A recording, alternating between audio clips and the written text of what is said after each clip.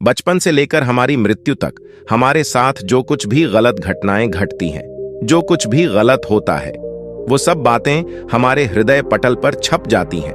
वो हमें हमेशा याद रहती है। हम इन्हें चाहकर भी भुला नहीं सकते। लेकिन जब भी हमारे साथ कोई और नई घटना घटती है या फिर हमारे साथ कुछ गलत होता है, तो हम अपने आप से यह जरूर कहते हैं कि हमारी तो किस्मत ही खराब थी, हमने तो पूरी कोशिश की थी, या फिर हमारा तो कोई दोष ही नहीं था। और जब हमारी किस्मत ही खराब है तो हम कर ही क्या सकते हैं। अगर आप भी यही सोचते हैं और यही मानते हैं तो आज की यह कहानी आपके लिए ही है। बहुत समय पहले की बात है। किसी नगरी में एक व्यक्ति रहा करता था। वह अपनी किस्मत को लेकर बहुत रोया करता था। उसे लगता था कि उसकी किस्मत बहुत खराब है और भगवान ने न जाने क्यों उसकी किस्मत ऐसी लिखी है। एक दिन वो व्यक्ति एक सड़क से होकर गुजर रहा था। तभी उसने देखा कि एक बौद्ध भिक्षु ध्यान में लीन बैठे हुए हैं। वो उन बौद्ध भिक्षु के पास पहुंच गया और उनसे कहने लगा कि हे गुरुवर, क्या आप मेरी मदद कर सकते हैं। इस पर वह बौद्ध भिक्षु कहते हैं कि बताओ तुम्हें क्या समस्या है और तुम यहां पर क्यों आए हो।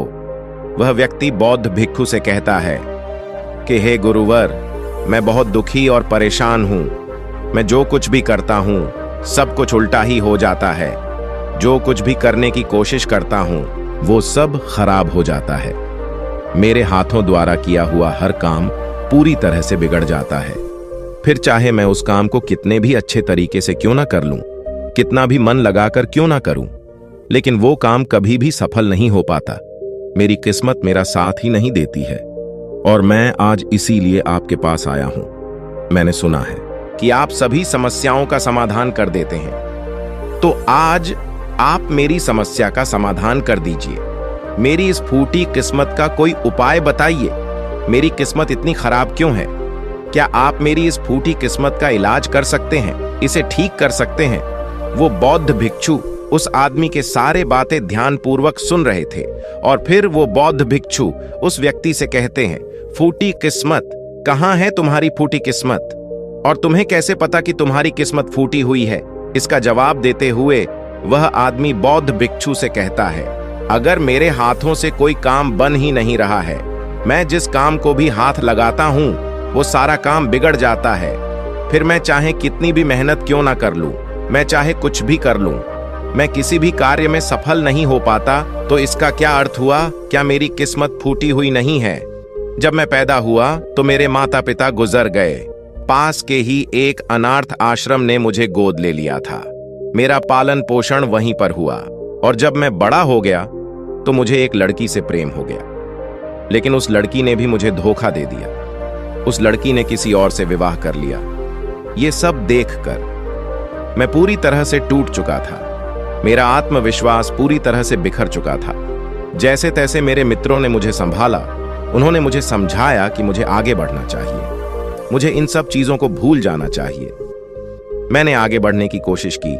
मैंने अपने एक मित्र के साथ मिलकर एक छोटा सा व्यापार शुरू किया, लेकिन यहां पर भी मेरी किस्मत ने मेरा साथ नहीं दिया। मैंने जिसके साथ वो व्यापार शुरू किया था, मेरे उस मित्र ने सारा व्यापार मुझसे हड़प लिया और मुझे उस व्यापार से बेदखल कर दिया।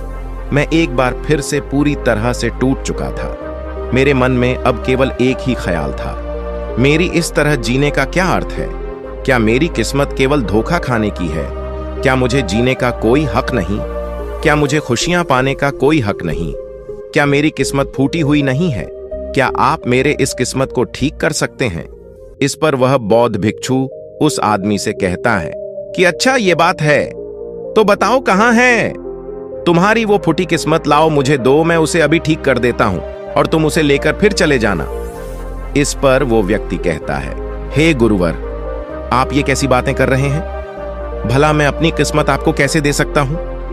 किस्मत कोई ऐसी चीज तो है ही नहीं कि मैंने निकाली और आपको दे दी। वो तो दिखाई तक नहीं देती है। क्या आप ये बात समझ पा रहे हैं कि आप क्या कह रहे हैं? इस पर उस बौद्ध भिक्षु ने कहा, जब तुम्हें किस्मत दिखाई ही नहीं देती और ना तुम इसे लेकर के घूम सकते हो, तो फिर तुम्हें कैसे पता कि तुम्हारी किस्मत फूटी हुई है? फिर तुम्हें कैसे पता कि तुम्हारी किस्मत खराब है? इस पर वो व्यक्ति कहता है, हे गुरुवर, मेरे साथ सब कुछ हो चुका है, मेरा सब कुछ बर्बाद हो चुका है। उसके बाद भी आप ये कह रहे हैं कि मेरी किस्मत खराब नहीं है। मेरे साथ कभी भी कुछ भी अच्छा नहीं होता। मैं जो कार्य करने जाता हूं सब कुछ गड़बड़ हो जाता है। अगर मेरी किस्मत सही होती तो मेरे सारे कार्य सफल होते, मुझे अपने व्यापार में भी धोखा नहीं मिलता। तो क्या आपको ये नहीं लगता कि मेरी किस्मत खराब है? इस पर वो बौद्ध भिक्षु उस आदमी से कहते हैं, बंधे, मुझे तो तुम बिल्कुल ही ठीक नजर आते हो। तुम्हारा हाथ पैर पूरा शरीर पूरी तरह से स्वस्थ नजर आ रहा है। तुम अभी भी ठीक हो, चल फिर रहे हो, जीवन जी रहे हो, सांस ले रहे हो, और तुम अभी तक मरे भी नहीं हो। तो फिर तुम्हारी किस्मत कैसे खराब हो सकती है? यदि तुम्हारी किस्मत खराब होती तो तुम बीमार होते, या फिर तुम्हारे शरीर का कोई अंग पूरी तरह से काम नहीं कर रहा होता, या फिर तुम्हारे शरीर का कोई अंग होता ही नहीं, या फिर हो सकता है कि तुम मृत्यु को भी प्राप्त हो गए होते। लेकिन जहां तक मैं देख पा रहा हूं ऐसा तो कुछ भी नहीं है। फिर तुम कैसे कह सकते हो कि तुम्हारी किस्मत खराब है? इस बार वो व्यक्ति झलाकर बौद्ध भिक्षु से कहता है, हे गुरुवर, लग रहा है आपको मेरी बात समझ में नहीं आ रही है। मैंने आज तक जो भी कार्य करे हैं उन सभी कार्यों में जो भी पूंजी मैंने लगाई है वो सब कुछ डूब चुकी है, नष्ट हो चुकी हैं। और उसके बाद मैंने जो कर्जा लिया था उस कर्जा का पहाड़ मेरे ऊपर है। सारे कर्जदार मेरे घर खड़े रहते हैं कर्जा लेने के लिए और मुझे धमकियां देते रहते हैं। उन सभी ने मिलकर मेरा घर मुझसे छीन लिया क्योंकि मैं उनका पैसा उन्हें वापस नहीं लौटा सका। और इतना ही नहीं, वो लोग अभी भी मेरे पीछे पड़े हुए हैं कि मैं उनका पैसा लौटा दूं। लेकिन जिस व्यापार में मैंने वो पैसे लगाए थे वो व्यापार तो किसी और ने हड़प लिया, और जब मैं अपने उस मित्र से पैसे मांगता हूं तो वो भी मुझे पैसे देने से इनकार कर देता है। अब आप ही बताइए, मैं उनका कर्जा कैसे लौटाऊं? मैं भला कहां जाऊं? अब मेरे पास तो कोई घर भी नहीं बचा। तो फिर इन हालातों में मैं ये कैसे कह सकता हूं कि मेरी किस्मत सही है? इस पर वो बौद्ध भिक्षु उस व्यक्ति से कहते हैं कि अच्छा ये बात है, इसका मतलब कि समस्या बहुत गंभीर है। तभी वो व्यक्ति कहता है, हाँ बिल्कुल सही, अब आपने बिल्कुल सही समझा है। मैं इस समय बहुत ही दुखी हूं। मैं अपने जीवन के बहुत ही बुरे दौर से गुजर रहा हूं। मेरा हालत अब मेरे काबू में नहीं है। अब आप ही मेरा आखिरी सहारा है। कृपया करके मुझे कोई उपाय बताइए। इस पर वो बौद्ध भिक्षु उस व्यक्ति से फिर कहता है कि ये तो अच्छी बात है कि तुम जीवित हो और तुम्हारी किस्मत अच्छी है कि तुम अपने इन हालातों का सामना करने के लिए जी रहे हो और तुम अपने इस जीवन की समस्याओं का हल भी कर सकते हो। इस पर वो व्यक्ति दुखी मन से कहता है कि हे गुरुवर, लगता है अभी भी आप मेरे बात समझ नहीं पाए। इस पर वो बौद्ध भिक्षु उस व्यक्ति से कहता है कि नहीं, मैं तुम्हारी बात को अच्छी तरह से समझ चुका हूं, लेकिन तुम मेरी बातों को नहीं समझ पा रहे हो। इतना कहकर वह बौद्ध भिक्षु उस व्यक्ति का हाथ पकड़कर एक नदी के किनारे ले जाता है और उस आदमी से कहते हैं, तुम जरा इस नदी को ध्यान से देखो, तुम्हें क्या दिखाई दे रहा है? वो आदमी कहता है कि नदी जोरों से बह रही है, इसका बहाव बहुत तेज है। तब वह बौद्ध भिक्षु उस आदमी से कहते हैं कि यदि मैं किसी पेड़ का एक पत्ता इस नदी में गिरा दूं तो वो किस दिशा में बहता हुआ जाएगा? वह आदमी कहता है कि हे गुरुवर, जिस दिशा में नदी बह रही है ठीक उसी दिशा में वो पत्ता भी चला जाएगा। तब वो बौद्ध भिक्षु उस आदमी से कहते हैं कि बिल्कुल सही कहा है तुमने। अब बताओ मुझे कि इस पत्ते की किस्मत किसके हाथों में है? इस पर वो आदमी कहता है, हे गुरुवर, उस पत्ते की किस्मत इस नदी के हाथों में है। वह जहां चाहे इसे बहा कर ले जा सकती है क्योंकि इसका बहाव बहुत तेज है। तब वह बौद्ध भिक्षु मुस्कुराते हुए उस आदमी से कहते हैं, और मान लो कि वो पत्ता सिर्फ मेरे हाथों में ही है और मैं चाहे उसे नदी में फेंकूं या ना फेंकूं, तो बताओ उस पत्ते की किस्मत क्या होगी? इसका जवाब देते हुए वो आदमी कहता है कि इस हिसाब से तो पत्ते की किस्मत आपके हाथों में हुई। आप चाहे तो उसे नदी में फेंक सकते हैं या फिर आप चाहे तो उस पत्ते को कहीं और भी फेंक सकते हैं। इस पर वो बौद्ध भिक्षु मुस्कुराकर उस आदमी से कहते हैं, इस पत्ते की किस्मत ना तो नदी के हाथों में है और ना ही मेरे, क्योंकि मैं चाहे कितने भी कोशिश कर लूं, यदि ये पत्ता किसी वृक्ष से टूट चुका है तो वो आज नहीं तो कल सूख ही जाएगा। जब तक वो पत्ता किसी पेड़ से जुड़ा हुआ है तब तक उसे भोजन मिल रहा है, ऊर्जा मिल रही है।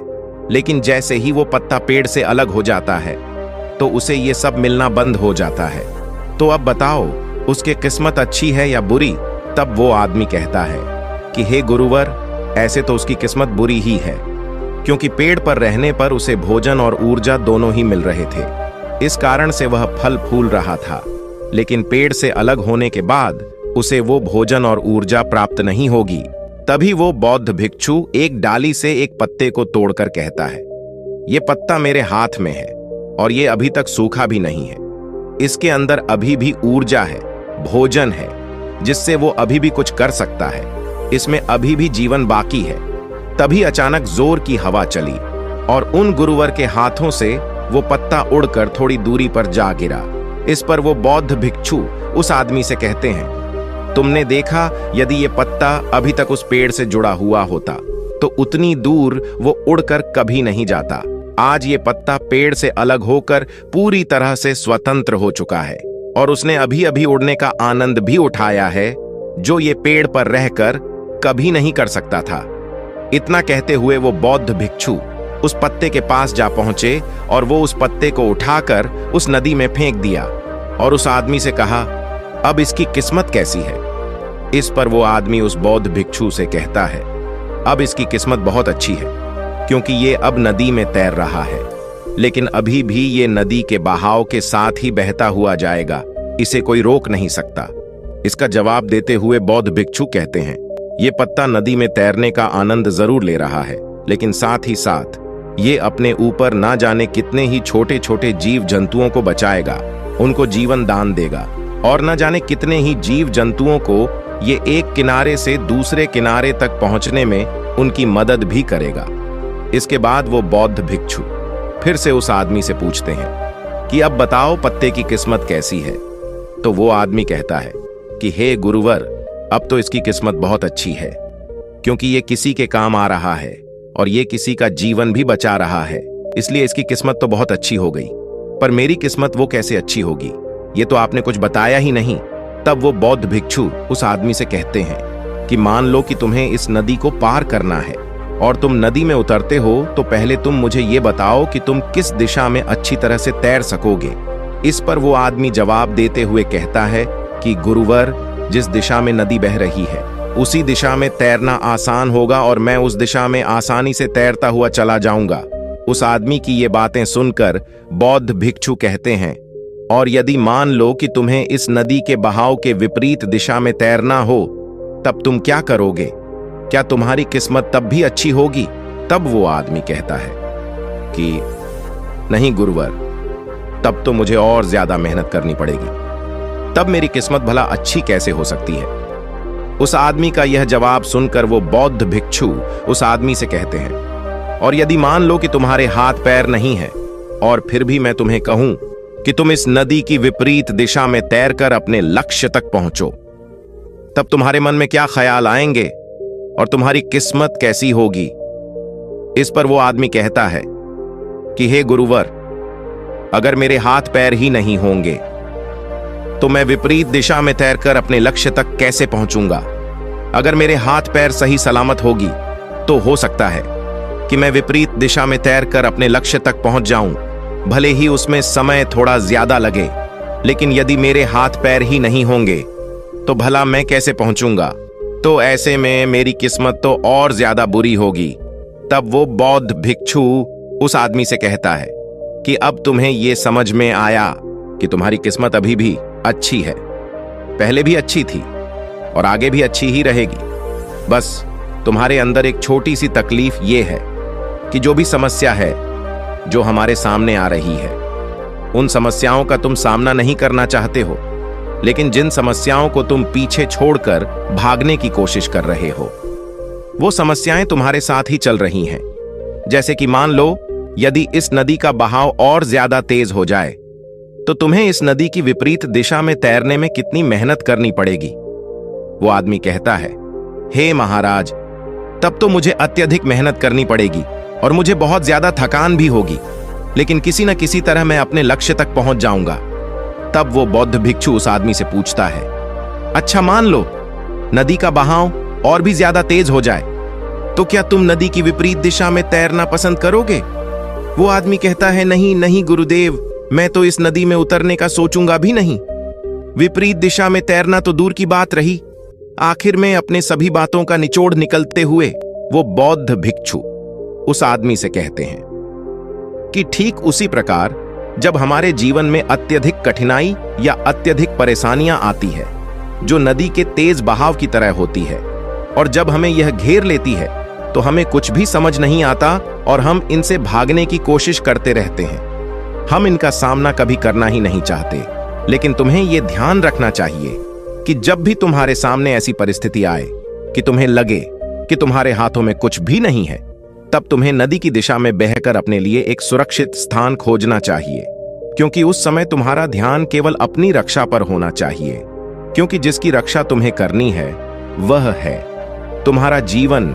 यदि तुम्हारा जीवन तुम्हारे साथ रहेगा तो आज नहीं तो कल ये तेज बहाव जरूर शांत हो जाएगा, और नदी का बहाव भी हमेशा के लिए एक जैसा नहीं रहेगा। उसे आज नहीं तो कल थमना ही पड़ेगा, और जब नदी का बहाव कम हो जाएगा तब तुम चाहो तो नदी की विपरीत दिशा में तैर सकते हो, और फिर तुम जैसा चाहो वैसा मुकाम हासिल कर सकते हो। तो अब मुझे बताओ, क्या तुम्हें अभी भी यह लगता है कि तुम्हारी किस्मत खराब है, या फिर तुम्हारी किस्मत अभी भी फूटी हुई है? यह कहकर वह बौद्ध भिक्षु जोर जोर से हंसने लगते हैं, और यह सुनकर वो आदमी भी जोर से मुस्कुरा उठा और उनसे कहता है कि हे गुरुवर, आप सही कहते हैं, मेरी किस्मत पहले भी अच्छी थी, आज भी अच्छी है और आगे भी अच्छी ही रहेगी। मैं पूरी तरह से स्वस्थ हूं, मेरे हाथ पैर सही सलामत है, मेरा जीवन मेरे साथ है, मेरे पास है, और मैं सांस भी ले रहा हूं। हाँ, मेरे पास घर नहीं बचा, लेकिन फिर भी अभी मेरे पास कुछ पैसे बचे हैं, खाने के लिए भोजन है, पहनने के लिए अच्छे कपड़े हैं, जिनकी मदद से मैं एक बार फिर से अपने उन मुकामों को हासिल कर सकता हूं जो चला गया। बुद्धिमान उसका शौक नहीं करते और आने वाले कल की चिंता कर्मयोगी नहीं करता। अगर मैं बीते हुए कल के शोक में डूब गया तो मैं कभी आगे नहीं बढ़ पाऊंगा। मुझे वो सब कुछ चाहिए जो मैं पाना चाहता हूं। मैं उसकी तलाश में अब आगे बढ़ना चाहता हूं। मैं वो सब प्राप्त करना चाहता हूं, और मैं वो प्राप्त करके ही रहूंगा, क्योंकि अब मैं उस पेड़ से अलग हो चुका हूं जो मुझे बांधे हुए थे, मुझे रोके हुए थे। लेकिन अब मैं उस पेड़ से अलग हो चुका हूं, और अब मेरे पास एक ऐसा सुनहरा मौका है जिससे मैं अपने जीवन को संवार सकता हूं, उसे निखार सकता हूं। इतना कहकर वो आदमी उस बौद्ध भिक्षु को प्रणाम करता है और अपने मार्ग पर आगे की ओर निकल पड़ता है, और वो बौद्ध भिक्षु भी अपनी राह पर चल पड़ता है। तो दोस्तों, आज के वीडियो में बस इतना ही। उम्मीद है आपको यह वीडियो पसंद आई होगी। अगर पसंद आई होगी तो वीडियो को एक लाइक करना मत भूलिएगा। ओम बुन बुधाय नमः, ओम बुन बुधाय नमः, ओम बुन बुधाय नमः।